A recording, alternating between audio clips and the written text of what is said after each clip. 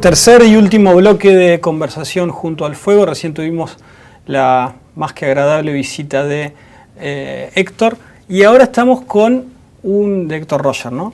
Y ahora estamos con un colega, con un amigo, con un compañero que es abogado, periodista, docente universitario y sobre todo un lector voraz con el que a veces ocupamos el tiempo muerto de los exámenes para hablar un poco de libros y para contarnos nuestras penas, ¿no? Y hemos pasado unas cuantas tardes, muchas horas intercambiándonos lecturas y comentarios.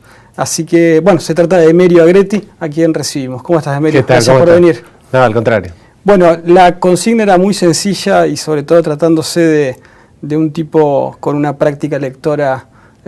Sí, más sencilla de formular que de cumplir la consigna. Más sencilla, claro, sí.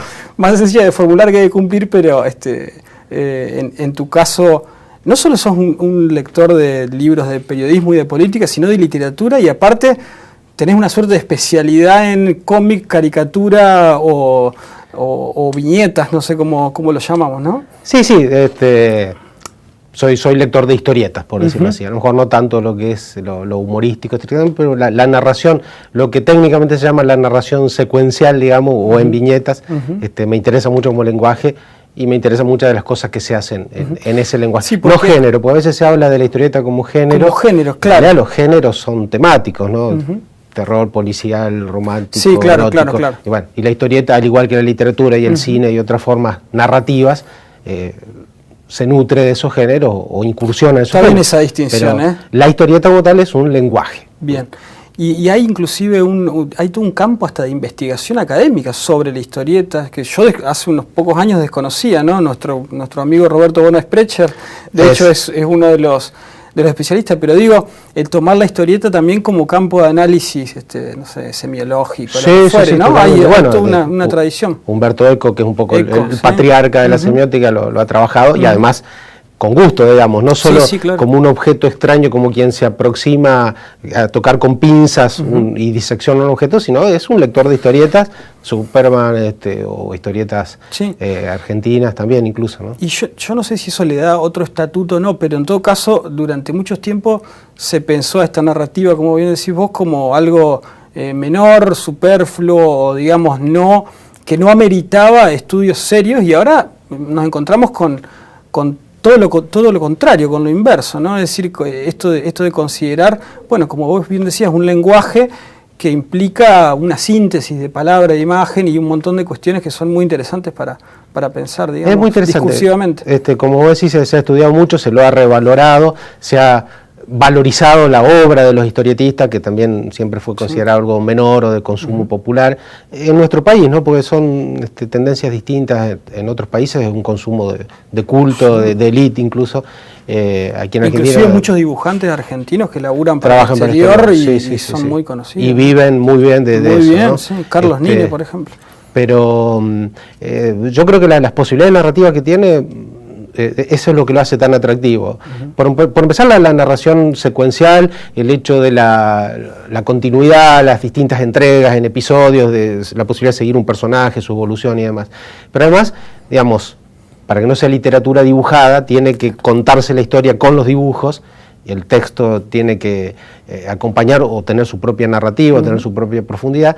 Y además sucede algo muy interesante, que eso es lo que lo diferencia de otras narrativas con mayores posibilidades técnicas, como puede ser el cine o la televisión, que es lo que ocurre en el espacio entre viñetas. Claro.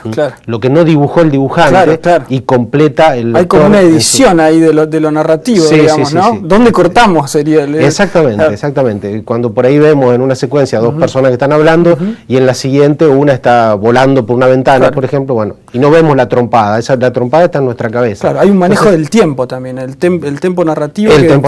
Que hay que cortar en algún lado. Pero abrevan la literatura, en la mejor literatura, y como siempre, hay mucha producción basura, ¿no? Como en todo. O los flashbacks que estoy pensando ahora, ¿no? También eso se utiliza. Y incluso en muchos casos con muchos recursos a lo experimental. Vos nombrabas a Nine, por ejemplo, el uso de distintas, Brescia, muchos autores que realmente son considerados artistas mayores y que han incursionado en la historieta como posibilidad expresiva también. Y que han creado escuela en el exterior inclusive, ¿no? Exactamente.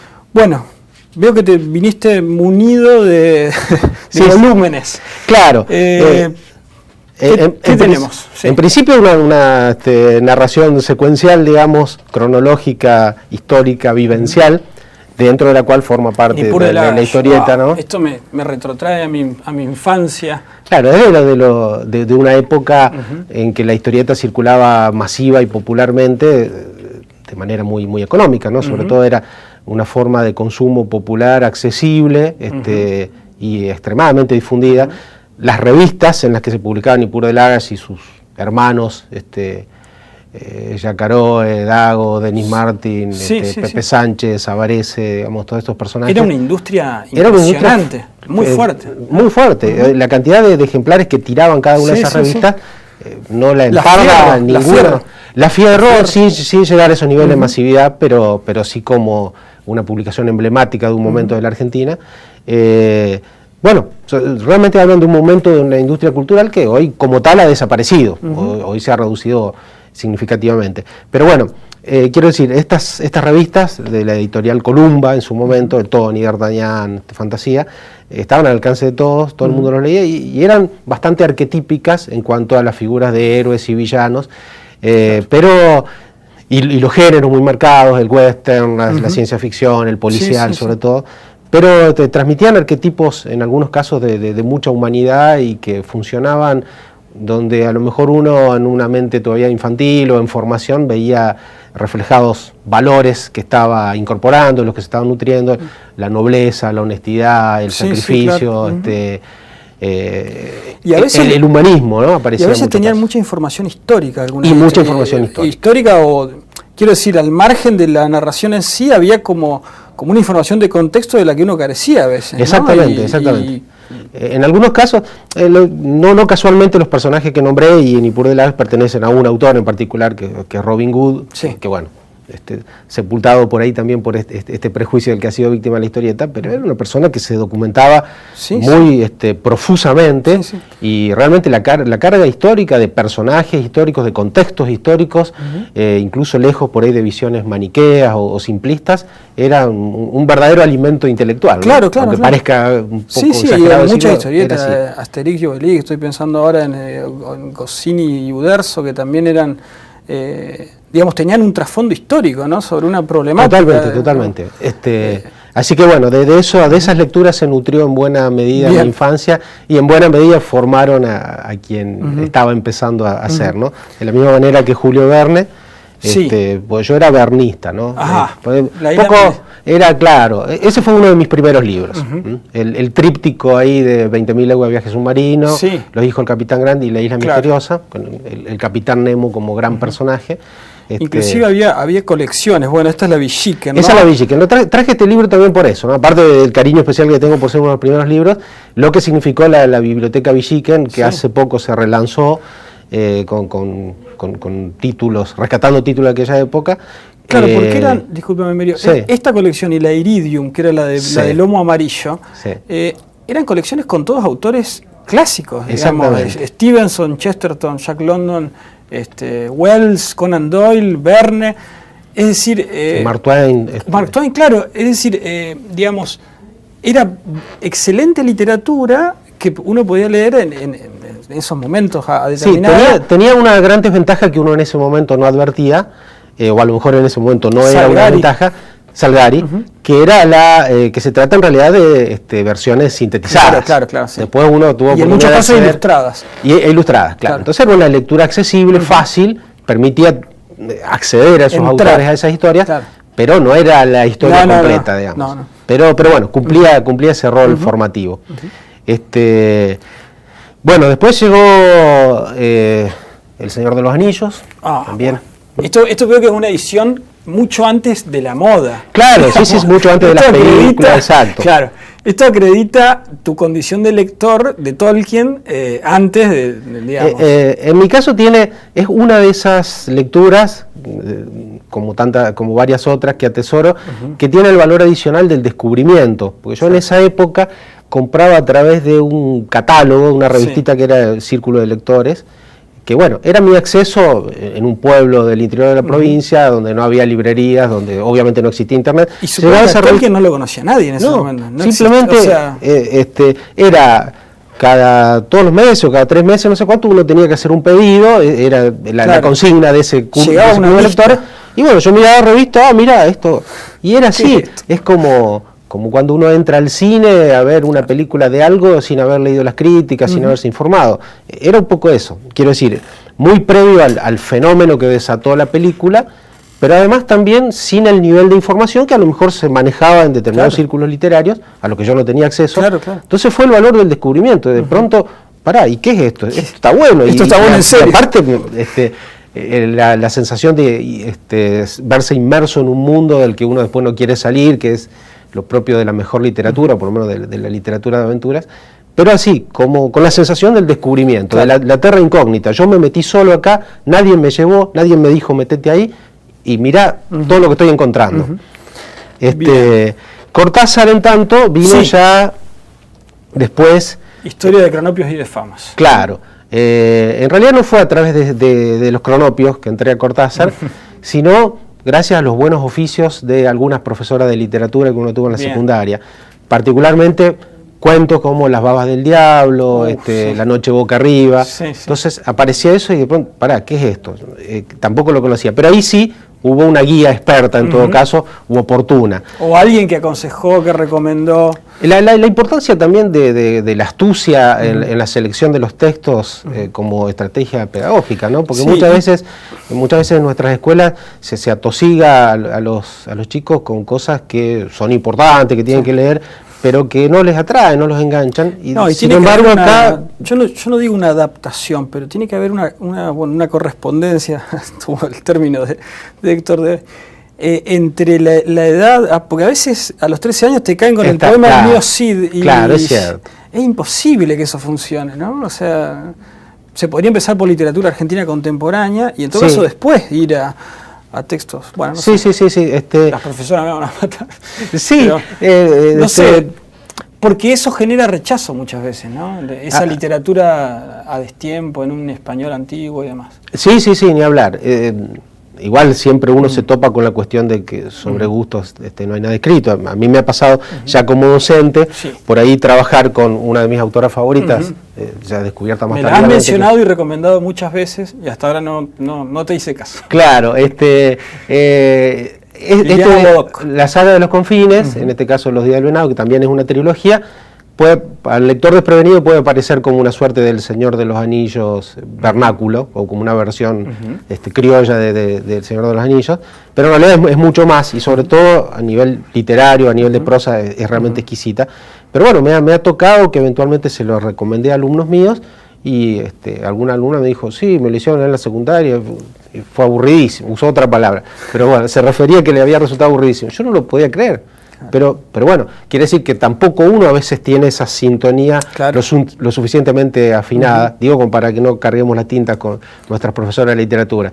Yo reivindico a la mía porque me hizo entrar a Cortázar, a Mujica Lainez, a una serie de autores de los que después me volví asiduo. Probablemente lo hubiese sido más tarde o más temprano, pero en ese momento llegó de la mano de ella.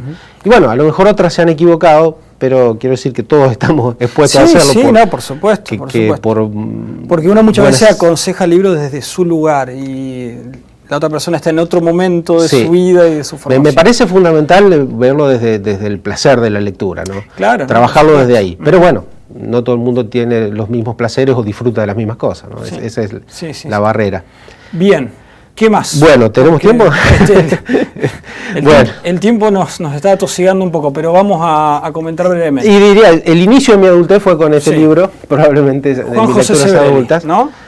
Otro autor al que aprendí a admirar y a seguir. Sí, claro. En este caso también por una recomendación, por quien yo considero uno de mis maestros en el periodismo, que fue Edgardo de Luca, lamentablemente fallecido. Claro. Me pasó una pequeña lista de libros que según él eran los necesarios para entender a la Argentina. Por ejemplo, menuda tarea. Claro, La cabeza de Goliat de Martínez Estrada. Pero sobre todo en el caso de Sebrelli, se produjo el efecto que gráficamente se describe como me abrió la cabeza, ¿no?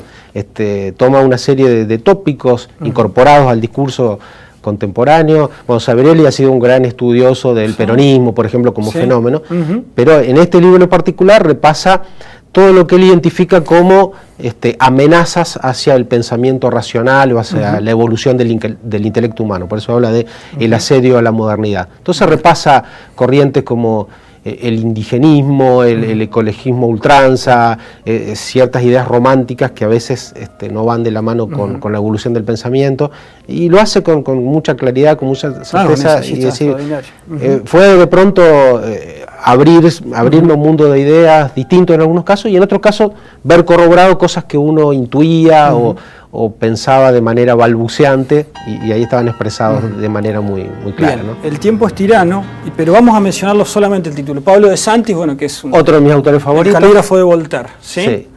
Vamos rápidamente con el galope de Beethoven detrás. Sí, Pablo de Santis. Y, a ver, bueno, Cormac McCarthy, autor en este caso también. La carretera, una suerte de fábula post-apocalíptica y desesperanzada. Se hizo una película también, pero como prosa es muy descarnada, muy dura y muy interesante. Y otro de mis autores favoritos, Pérez Reverte. Claro, Pérez Reverte. En este caso, El Capitán a la Triste, su saga más famosa de este personaje de la España antigua. Pérez Reverte es un autor muy interesante, también periodista originalmente, corresponsal de guerra, tiene obra periodística muy profusa, actualmente académico de la lengua. Fue raro eso en su momento, ¿no? Fue raro. Nadie se lo esperaba, pero bueno. Sí, un poco fue como Fontana Rosa aquí abriendo el Congreso de la Lengua y hablando de las malas palabras en su momento, ¿no? Me acuerdo, estuve ahí, en el año 2004. Bien. Emerio, muchísimas gracias, ha sido un placer, la verdad que nos podríamos quedar hablando un rato más. En alguna otra ocasión te voy a volver a convocar, pero para hablar de periodismo específicamente, ¿no? Ahí tenemos también un campo abierto para la discusión. Te agradezco muchísimo el tiempo, la predisposición y las más que interesantes observaciones sobre estos autores. Al contrario, fue un gusto. Te agradezco mucho, nosotros nos despedimos, nos vemos la semana que viene. Recordemos que los cuadros son de Tatiana Corte, una artista que tengo vista de algún lado. Muchas gracias a Ale Besone, a Ale David, a todos los chicos del canal. Siempre me olvido de agradecer su gran trabajo. Y nos vemos la semana que viene. Muchas gracias.